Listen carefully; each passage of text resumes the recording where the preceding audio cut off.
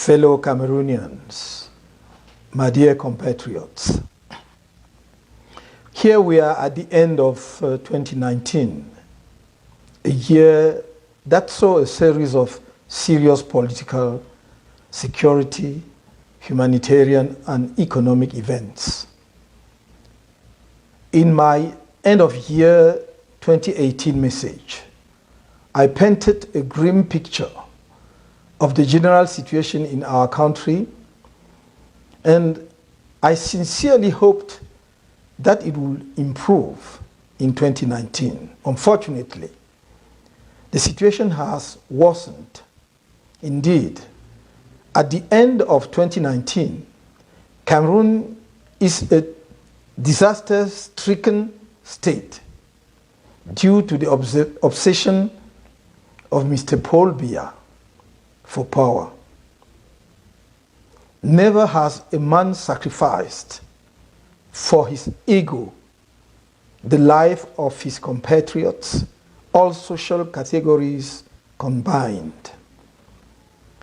The dramatic armed conflict that the regime has imposed on compatriots in the northwest and southwest regions persists, and despite the evidence that no one can win this war by arms, the government refuses to hold a sincere dialogue to stop it. The results of this fratricidal war are terrible. In humanitarian terms, between 3,000 to 12,000 dead, according to sources. Among the civilian population, hundreds of members of the defense and security forces are massacred on the battlefront, more than 50,000 refugees in Nigeria, hundreds of thousands of internally displaced persons, and widespread practice of torture and barbaric acts, mass arrests and detentions. On the economic and social front, the discontinuance of the activities of many companies established in these regions, thousands of jobs destroyed in a country plagued by high unemployment and a chronic lack of jobs, especially among young people, and the two regions declared economically depressed area by a decree of the Prime Minister. Although from experience, Mr. Biya has little credibility before international and national opinion on his ability to keep his commitments, we gave him the benefit of the doubt when he announced on September 2nd, 2019, the organization of a grand national dialogue. We believed he was driven by a patriotic awakening in the face of the humanitarian drama and threats to territorial integrity linked to the northwest and southwest situation. It is with this in mind that the Cameroon Renaissance movement, during the consultations preceding the Grand National Dialogue, proposed to the Prime Minister an inclusive and methodical approach aimed at implementing a definitive solution to the crisis in the northwest and southwest. Among other things, this included release of all those who are detained in the context of the Anglophone crisis, ceasefire negotiated with armed groups, withdrawal of the third category forces from northwest and southwest, establishment of a disarmament, demobilization, reintegration committee, emergency humanitarian and financial assistance for the return of displaced persons and refugees and their reintegration, establishment of a Truth, Justice and Reconciliation Commission, launch of the broad inclusive national dialogue with the support of the international community. The broad, inclusive national dialogue that the situation of the country commands must deal with other issues, including particularly the reform of the electoral system, the reform of our institutions, the guarantee of fundamental human rights and public freedoms, and the guarantee of the independence of justice. For such a dialogue to be really useful, effective, and successful, a preparatory working group must firstly be assigned the task to resolve certain practical and critical issues within the framework of the draft text to be submitted to the approval of the participants at its opening. These include the draft agenda, the dates and the calendar of the events, the organization of the dialogue bureau, the organization of debates and decision-making procedures, the acceptance of the binding nature of the dialogue's resolutions, the timeline for implementation of the resolutions, the implementation monitoring mechanism. Regarding the agenda of the Grand National Dialogue, the CRM, having noted that it will go beyond the crisis in the Northwest and the Southwest and reach to other questions of national importance, considered that this had to include a number of essential requirements for its success. The debate should be conducted by an independent person, enjoying proven experience in conflict resolution and consensually approved by the participants. The involvement of the international community and certain powers, including in particular the United Nations, the African Union, the European Union, the United States of America, France, the United Kingdom, Germany, Canada, etc., is indispensable with regards to the high mistrustful relations between the parties concerned, and in light of the experience of these organizations and powers in resolving conflicts and the credibility they will bring to this process. In order to ensure the transparency of the proceedings, the CRM recommended greater media coverage of the Grand National Dialogue and the full dissemination of its debates. Alas, that was without taking into account the nature of the current regime. As always, it used the Grand National Dialogue as a trick to gain time in the face of international pressure, instead of making it a sincere step aimed at finding consensual and lasting solutions to the challenges facing our country, particularly in the Northwest and Southwest.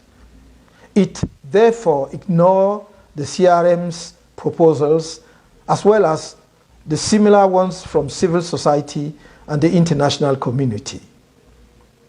It may be recalled that at the official opening ceremony of this Grand National Dialogue on September 30th, 2019, the Sultan of the Bamounds delivered a courageous and well-inspired speech, which were in line with the reforms proposed by the Cameroon Renaissance Movement and all national and international organizations concerned with the rebuilding of a lasting peace in our country.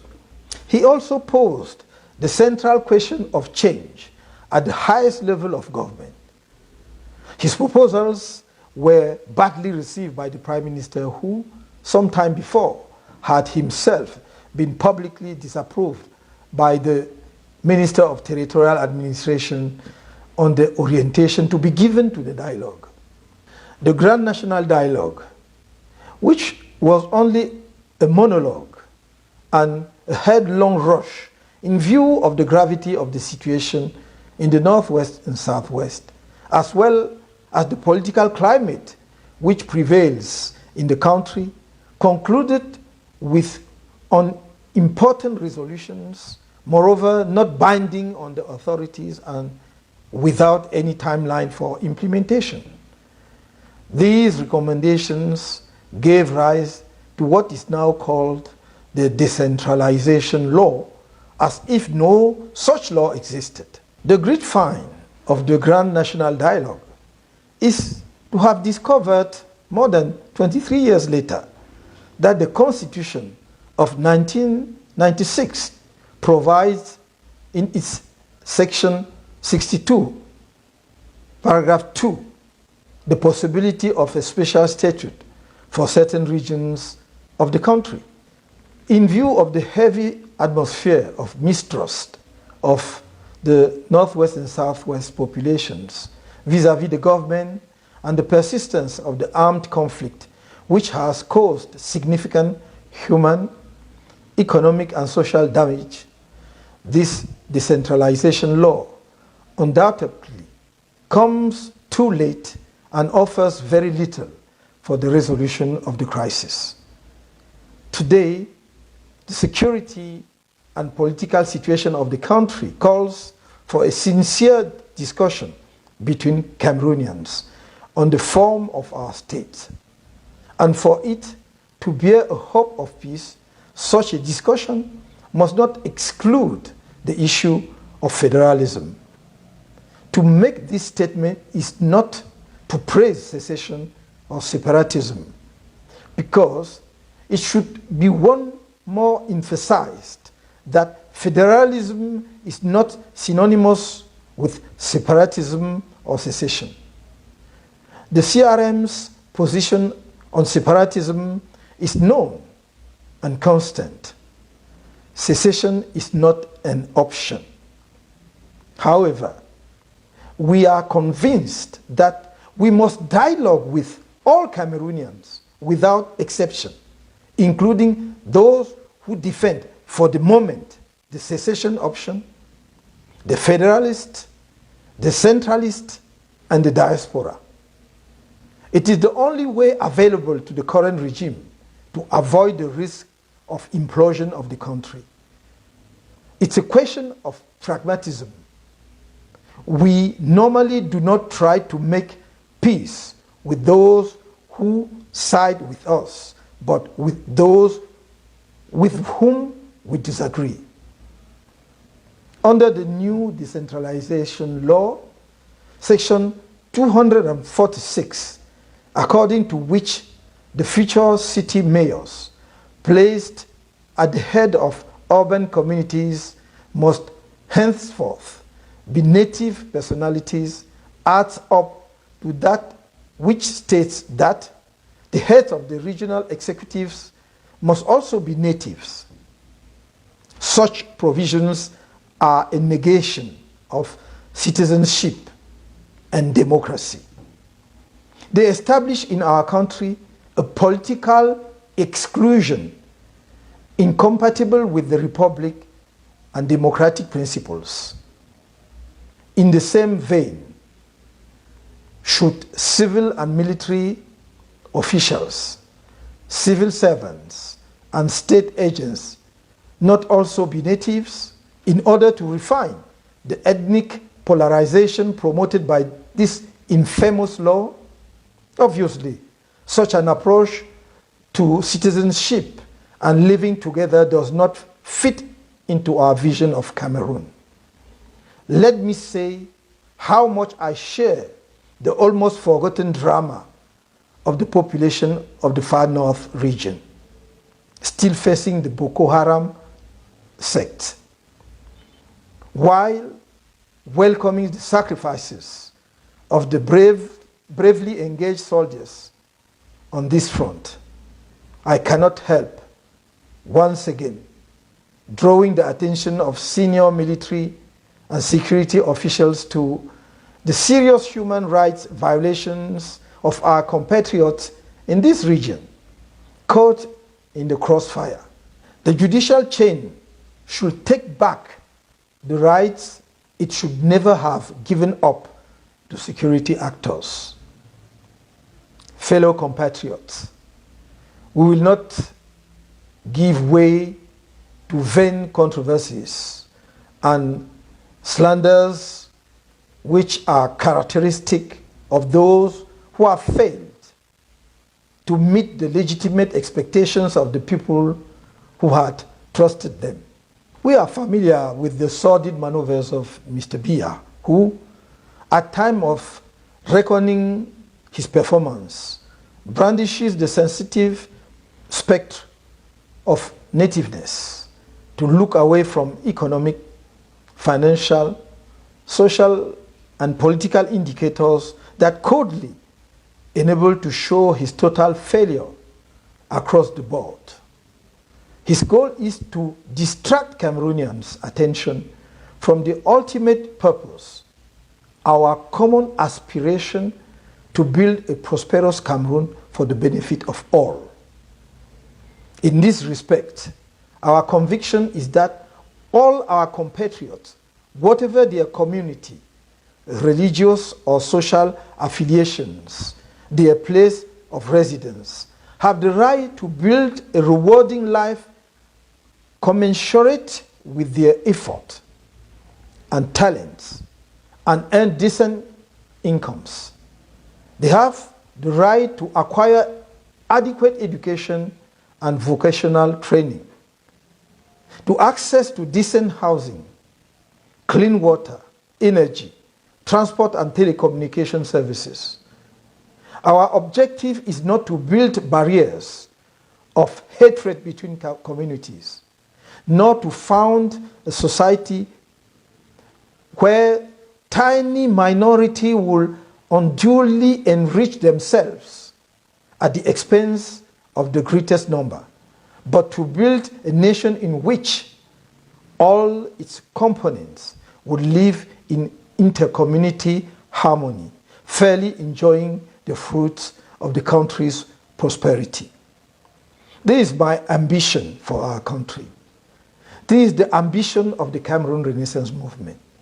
It is this ambition that also underlies the imperative to reform the state in order to give regional or federal entities or municipalities the means to deploy more effectively in the service of their populations, the state ensuring a balanced development of all components of the national community.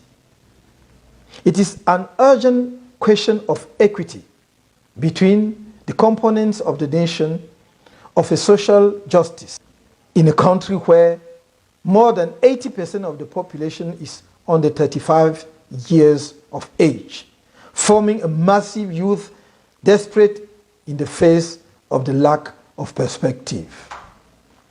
It would be tedious to engage in an enumeration of the illustrative elements of the economic and social ruin of our country in a regime characterized by a high degree of tolerance for corruption, aggravated by impunity, a lack of anticipation, a tendency to be controlled by events rather than influencing their course, a lack of objectives and indicator for evaluation and performance monitoring, whether economic programs or public companies. Suffice it to mention, among the recent cases, the fiasco of the 2019 African Cup of Nations and the scandal of embezzlement of the related funds, which surprisingly did not spark any investigation, much less the sanction of perpetrators.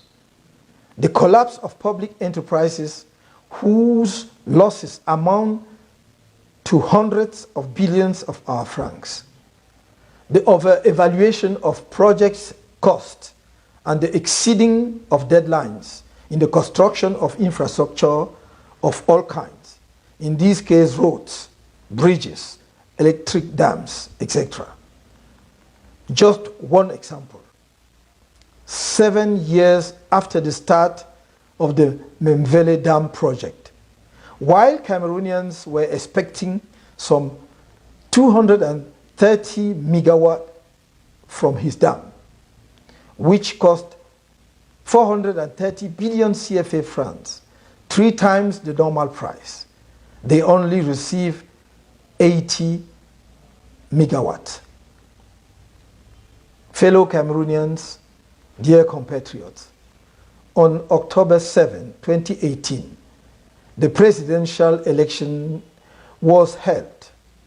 You put your trust in me, but your victory was stolen in conditions of massive and depictable fraud that you witnessed. Faced with this electoral holdup, and in view of the country's serious political problems, the CRM and its allies have launched the National Resistance Plan, culminating in the organization of peaceful white marches. These peaceful white marches aimed to obtain the end of the civil war in the northwest and southwest regions, the recount of the ballot polling station by polling station by cross-checking the minutes with the electoral registers, stopping the transfer of power by mutual agreement at the highest level of the state, clarifying the fiasco of the withdrawal from our country of the organization of the 2019 African Cup of Nations and of the financial scandal that surrounded it. The organized peaceful white marches resulted in an armed crackdown of unprecedented barbarity in our country, followed by waves of illegal arrest, then to acts of torture, massive violation of fundamental human rights, the imprisonment of hundreds of militants and sympathizers, and even ordinary passerby. Finally, in acts of judicial barbarism posed by a justice totally under orders. The hardships I endure personally as a result of these sad events did not affect me as much as the brutality unjustly inflicted on young people, mothers, and many other comrades whose only crime is to have believed in peaceful change through ballot boxes in their country. Some of them are mutilated for life. From this painful ordeal, the CRM emerged strengthened and determined more than ever to fight to liberate our people. In this situation, our party has shown that solidarity is not an empty word in its platform. Indeed, for more than 9 months, an extraordinary chain of solidarity was formed from the confines of our campaigns to the diaspora to provide assistance to the political hostages of the regime that we were, and that some of our comrades remain. In the face of justice that has gone mad, our brave lawyers have demonstrated competence, determination, and a sense of exceptional sacrifice. And what about the success of the operation called Adois Rose, designed to support the education of the children of detained comrades by anonymous Cameroonians from within and the diaspora? Let the smallest of contributors or donors from within as well as from the diaspora, the youngest of the collective of our brilliant lawyers, the comrades who sacrificed themselves on the daily basis to ensure the heavy logistics, the family of the hostages who were invaluable moral supports here, let them all receive my deep gratitude and that of the party. I have a special thought for those whose families were broken up, for those who have lost loved ones during their illegal detention, and for all those who have lost their jobs or seen their business collapse during their imprisonment by the current regime. Nothing can compensate for what these men and women have unjustly lost. However, I want to tell them that the CRM is doing everything so that they can one day be compensated by the state of Cameroon. The international proceedings initiated in this direction are continuing, while proceedings targeting all those responsible for acts of torture and degrading treatment of our militants and supporters are almost complete. On October 5th, hundreds of other political prisoners of the regime, including myself, were released. But I do not feel free because Vice President Mamadou Yakuba Mota, Sylvanus Mutaga Nana, and 12 other comrades unfairly condemned as part of the mutinies that occurred on July 22, 2019 at the Kondengi Central Prison in Yaoundé remain behind bars. 19 CRM militants who appeared free were arbitrarily sentenced by the Bonanjo Instance Court in Douala on November 29th to 6 months in prison. Over 100 militants who have also been granted provisional release appear before various courts in Yaoundé and face the risk of being sentenced to prison terms. All these lives, shattered by the brutal dictatorship that has held our people hostage for almost 40 years, have been in the framework of a state conspiracy against democracy, which, however, could not have been achieved without the active complicity of a few officials from the administration, magistrates, and various heads of the security and intelligence services. They brutalized the law as much as militants and sympathizers of the CRM and allied organizations at all stages of the proceedings. They trampled on the laws of the Republic and refused to lay down the law, held hostage by their respective professional background, their career ambitions, their political and other convictions, and sometimes simply by fear.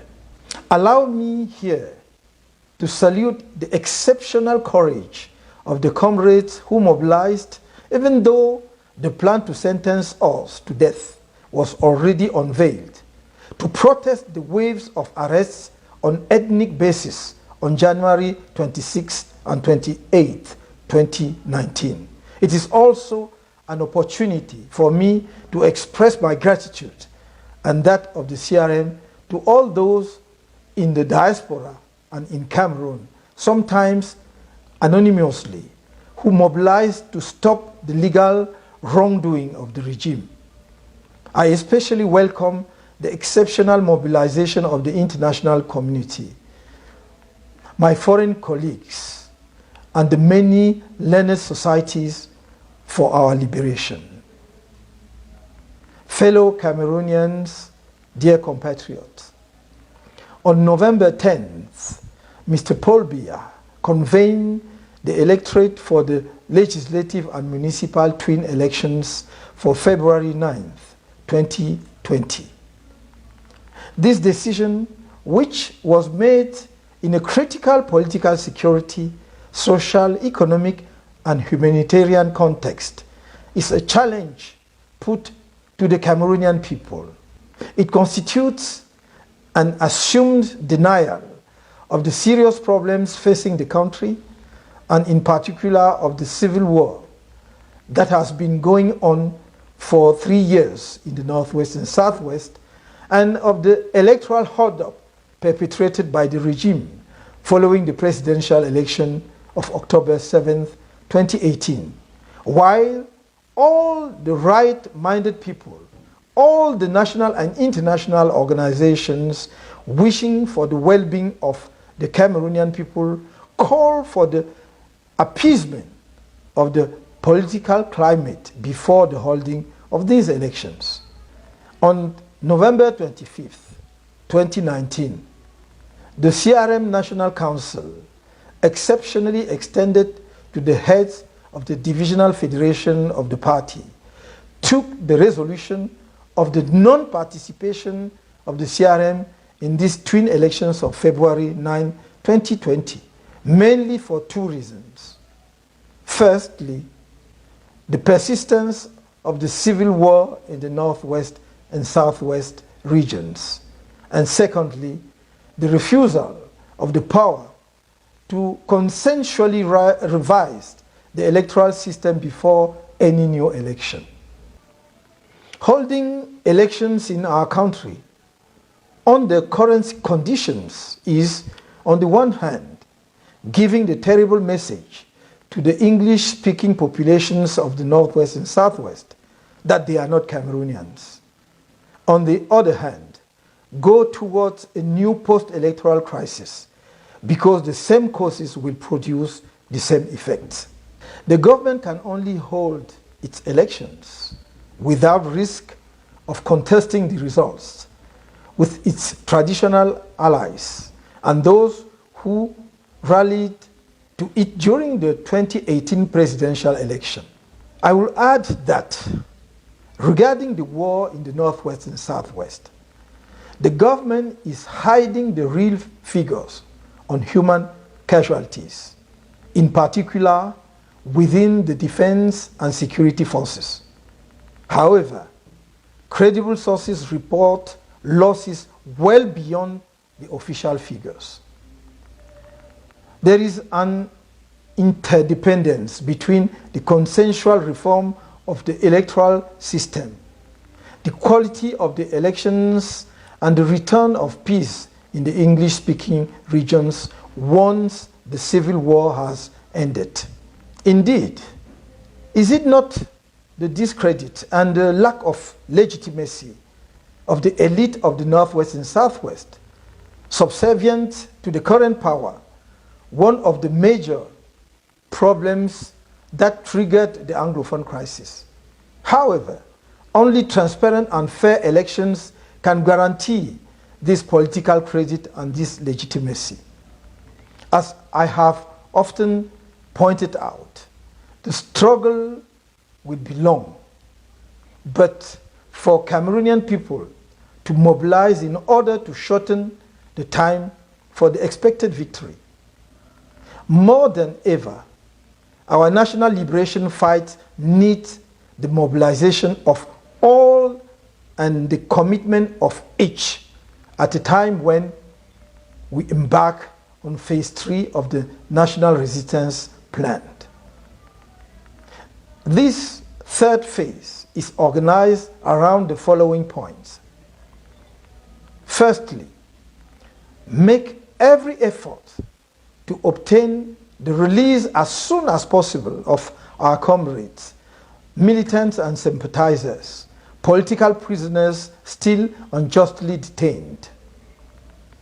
Secondly, ensure the success of the boycott of the twin elections scheduled for February 9, 2020, because the holding of these elections will lead to a dead end and will aggravate the armed conflict in the Northwest and Southwest as much as the political tensions in the country.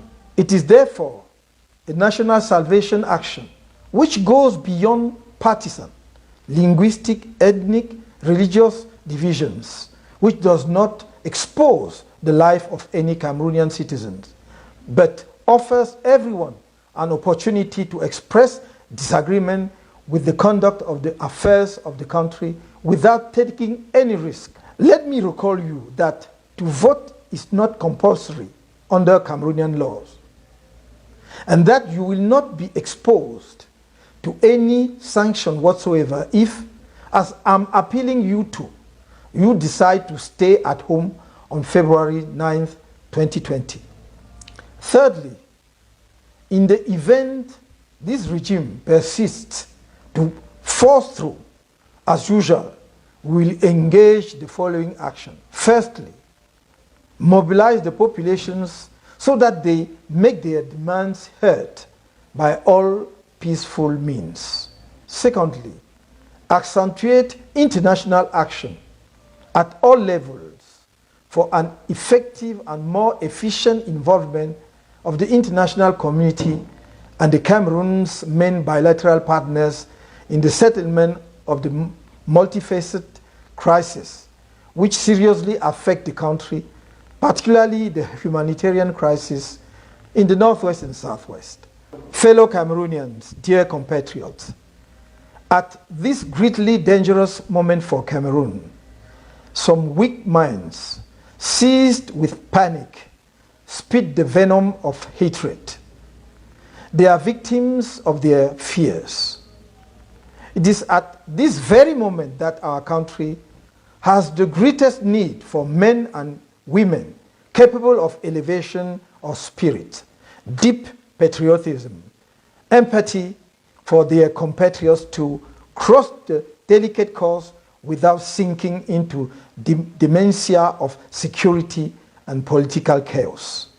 Therefore, faithful to my constant approach of national gathering, I appeal to the best of each inner self to escape national self-destruction, to this tribalistic inclination which is becoming stronger every day, and to work resolutely to build together the new republic for which our people have been calling for so long.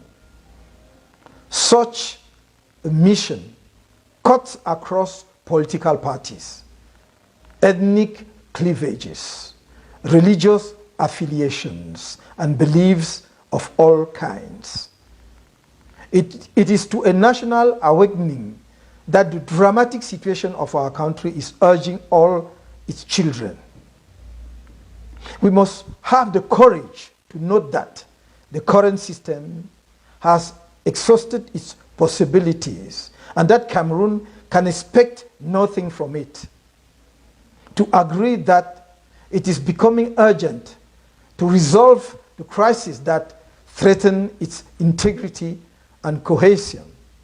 That is time to find a new leadership for the country in order to give a chance to the numerous Cameroonian youth, talented but desperate and featureless under the current conditions. I know that there are enough human talents and resources in our country to guarantee her a bright future. Let's resist. A bright future awaits us. I wish you a happy new year 2020. Long live peaceful resistance. Long live Cameroon.